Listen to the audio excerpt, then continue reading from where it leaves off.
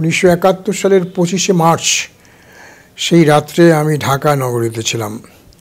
সেই রাত্রে ঢাকা নগরীতে দখলদার পাকিস্তানি বাহিনীর যে তাণ্ডব আমি দেখেছি, এই তাণ্ডব পৃথিবীর ইতিহাসে নরহত্যার জঘন্যতম নজির বলে আমি মনে করি। আমি পরবর্তীকালে ভিয়েতনাম গিয়েছি, অন্যান্য দেশের মুক্তি সংগ্রামের ইতিহাস আমি পর্যালোচনা করেছি, কিন্তু এই ধরনের ভয়াবহ নিষ্ঠুরতার ভিত্তিতে কোনো দেশের সৈন্যবাহিনীকে নিরস্ত্র জনসাধারণের উপর লেলিয়ে দিয়ে হাজার হাজার মানুষকে, নরনারীকে হত্যা করার এই ধরনের নজির অন্য কোথাও দেখা যায়নি, আমরা দেখিনি।